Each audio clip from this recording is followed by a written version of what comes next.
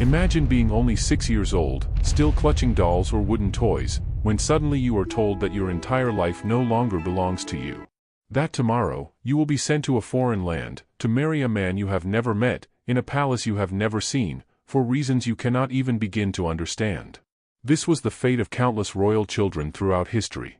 While we often picture kings and queens as powerful figures ruling their realms, behind those crowns was a much darker reality. Children of royal blood were rarely treated as children at all. From the moment they were born, they were pawns, bargaining chips in a deadly game of politics, diplomacy, and war. To a king, a daughter was not just a child, she was a potential alliance. A son was not just an heir, he was a weapon to secure peace or expand influence. Their marriages were negotiated long before they reached adulthood, sometimes even before they could walk or talk. Signed treaties sealed their futures, binding them to partners and fates chosen not by love, but by strategy. One of the most heartbreaking truths was how young these unions began. In medieval Europe, it wasn't uncommon for a princess of 12, or even younger, to be married off to a man decades older. She wasn't a bride in the modern sense, she was a hostage of peace, a living contract meant to bind two kingdoms together. Behind the glitter of royal weddings lay lives of sacrifice, tears, and despair. Children ripped away from their homes, forced to live in strange lands where they were often treated with suspicion, hostility, or worse. They carried the crushing burden of maintaining peace between nations, peace that could collapse the moment they failed to produce an heir. This was the hidden cost of power, childhood stolen, innocence erased, and lives bent under the weight of dynastic ambition. And it wasn't just one tragic story, it was a pattern repeated again and again across centuries, from medieval Europe to imperial courts around the world. But why were royal children treated this way? What drove kings and queens, parents themselves, to sacrifice their own sons and daughters to such cruel fates? The answer lies in the ruthless logic of dynastic politics, where thrones were fragile, enemies were everywhere, and a single child could decide the fate of empires. For a medieval king, a battlefield victory could bring short-term glory, but a well-placed marriage could secure peace, or power, for generations. That's why royal children were never just children. They were the most valuable currency of all. Take the Plantagenets of England as an example. Every daughter of the family was carefully bartered away to foreign rulers. Marriages weren't just about creating alliances, they were about survival. A princess sent abroad became both a guarantee of peace and a hostage. If her father broke the treaty, her life could be made unbearable, or worse. In France, the Capetian kings perfected the art of marrying daughters into rival dynasties to neutralize threats. A princess could silence the sword of a powerful duke or bring wealth into the royal treasury through dowry. Similarly, the Habsburgs of Austria famously followed the motto, "Let others wage war, you, happy Austria, marry." By marrying off their children into Spain, Hungary, and Bohemia, they built one of the largest empires in history, without firing a single shot. But behind these grand strategies, the reality was often brutal. Children as young as 7 or 8 were betrothed, their futures sealed before they understood the meaning of marriage. Political treaties described them not as sons and daughters, but as assets or pledges. A treaty might literally state that the princess shall be delivered, as if she were a shipment of goods. Some royal children never even saw their families again after these arrangements. A young bride might leave her homeland and never return, cut off forever from the mother who raised her. A boy prince might be forced into the service of his new in-laws, used as leverage to keep his father in check. Their personal desires, their hopes, and their innocence, none of it mattered in the face of dynastic ambition. And the risks were immense. If a royal child failed in their role, say, by not producing heirs, or by refusing to marry their designated partner, it could plunge nations into chaos. Wars of succession, rebellions, even assassinations were sometimes triggered by the fate of one young life. In the grand game of thrones, royal children were the pieces most often sacrificed. And yet, for kings and queens, it was all justified in the name of power. But what was it like for these children themselves? How did they endure being treated as political pawns, sent away into strange lands with no say in their destiny? That is where the tragedy deepens. In the next section, we step into the hearts of these children, to see the hidden emotional cost of their gilded cages. Behind the gold crowns, silken gowns, and royal titles lay the faces of children who were forced to grow up too fast. They may have lived in castles, but their lives were far lonelier than those of peasants in the villages below. A princess of 12, packed off to a foreign land, often cried herself to sleep in a bed that felt more like a prison than a chamber. She couldn't speak the language, she didn't understand the customs, and everyone around her treated her not as a child, but as a tool of politics. Many were watched constantly by guards and servants, instructed in every word and gesture, with no freedom to be themselves.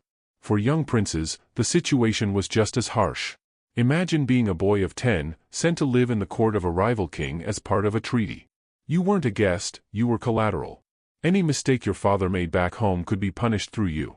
And so, while other children played in fields, these boys lived under the shadow of politics, their every move scrutinized. The loneliness was unbearable. Some wrote letters home that still survive today, pleas from daughters to mothers, begging for visits, or from sons to fathers, asking for guidance. But visits were rare, and letters often censored. Worse still was the fear of betrayal. A royal child could never know if they were truly loved by their new family, or simply tolerated until they served their purpose. If they failed, by not producing heirs, by refusing to marry, or even by simply falling ill, their entire worth vanished overnight. Some were cast aside, left to rot in isolation. And the emotional scars didn't fade with age. A child who grew up as a pawn often carried that trauma into adulthood. They became kings and queens who struggled to trust, rulers who repeated the cycle of sacrificing their own children because it was the only life they knew. To us today, these stories sound cruel and inhuman. But in the medieval world, it was considered normal.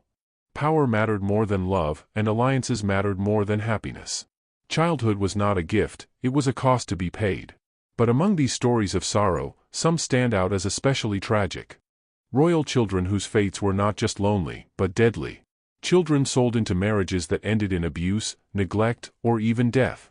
History is filled with names of kings and queens, but hidden behind those great rulers are the forgotten children, those who were used, discarded, or destroyed in the pursuit of power. Their stories are the ones that reveal just how brutal medieval politics could be. One of the most heartbreaking cases is that of Margaret of Austria. Betrothed at just 3 years old, she was promised to the French royal family as part of a peace treaty. At age 10, she was sent to France, raised to be their queen, and prepared for her future role. But when the alliance fell apart, the French king coldly rejected her and married someone else. Margaret, still a child, was returned home humiliated, her future uncertain. For years, she carried the scars of that betrayal. Then there was Joan of England, daughter of King John. Promised to a boy prince in France, she was shipped overseas as a symbol of peace. But her fiancé died before the marriage could take place. Instead of being returned to her family, Joan was quickly remarried off to another powerful ruler, barely given time to grieve. For her, loss was not personal, it was political. Perhaps most shocking of all are the cases where royal children became hostages of war. During the Wars of the Roses in England, children of noble houses were swapped back and forth as living guarantees of loyalty. These were not voluntary exchanges. If a father broke his oath, his child could be locked away, or worse. In some cases, children disappeared altogether, their fates lost to the shadows of history. Even when marriages went through, tragedy often followed. Young brides sent to foreign lands frequently died in childbirth before reaching adulthood. The pressure to produce heirs was immense, and if a princess failed in this duty, she could be shamed, neglected, or replaced. A child bride's body simply wasn't ready for the dangers of medieval pregnancy, yet no one cared. Her value was tied entirely to her ability to continue a bloodline. Every one of these examples shows a devastating truth: for royal children, innocence was never an option. They were born into a life where their names carried weight, but their hearts carried chains. Their lives remind us that behind every grand treaty and glittering coronation was a child who had no say in their fate. But why did this cruel system persist for so long? Why were kings and queens willing to sacrifice their own blood for alliances? To answer that, we need to step into the ruthless logic of medieval power, the mindset that valued kingdoms over kinship.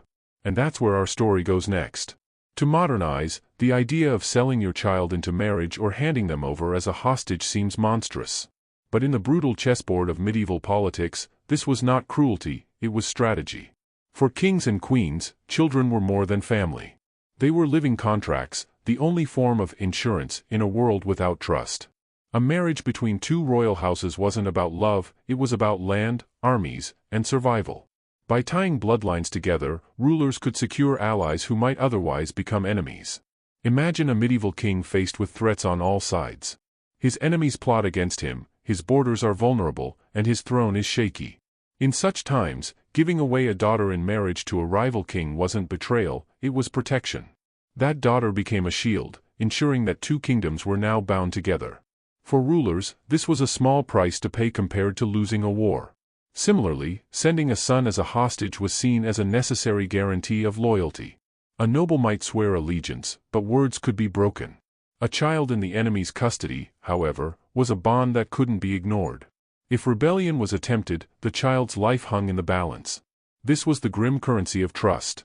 In this mindset, children were never truly theirs. They belonged to the dynasty, to the crown, and to the realm. Parents might feel affection privately, but publicly, duty always came first. To refuse such sacrifices could mean political ruin, not just for the ruler, but for the entire nation. It's also important to remember the religious influence of the time. The church often framed these alliances as holy, even ordained by God. A marriage between royal children wasn't just politics, it was destiny, a way of uniting Christendom. Under that weight, personal feelings hardly mattered. This logic may sound cold, but it reveals why the practice lasted for centuries. Rulers weren't heartless monsters, they were prisoners of their own system, trapped in a world where one wrong move could destroy everything. In such a world, the happiness of their children was expendable. And yet, even with all this ruthless calculation, the system was far from perfect. Alliances crumbled, hostages were betrayed, and marriages collapsed. The very children who were meant to secure peace often became sparks of conflict instead. Which brings us to our next chapter, stories of when the system backfired. Times when children, instead of holding kingdoms together, became the reason they fell apart. For centuries, rulers believed that sacrificing their children for political gain would guarantee peace and stability. But history has shown time and again that these alliances were fragile, easily broken, and sometimes catastrophic. The very children meant to secure unity often became symbols of division. One infamous example is the story of Isabella of France, later known as the She-Wolf of France. Married off at just 12 to King Edward II of England, her union was supposed to cement peace between the two rival kingdoms. Instead, the marriage turned into a disaster. Edward neglected her for his favorites, and Isabella, once a political bride, became a furious queen who eventually raised an army, invaded England, and overthrew her own husband. What was meant to unite two crowns ended with betrayal, war, and a murdered king. Another case is that of Mary, Queen of Scots. As a child, she was betrothed to the French Dauphin to strengthen the bond between Scotland and France. But when her husband died young, Mary was forced back to Scotland, a land she barely knew and where enemies awaited her. Her foreign ties, instead of protecting her, fueled distrust among her people. Eventually, she was deposed, imprisoned, and executed. The marriage alliance that was supposed to protect her life ended up sealing her tragic fate. Even hostages, once thought of as living insurance, often led to disaster.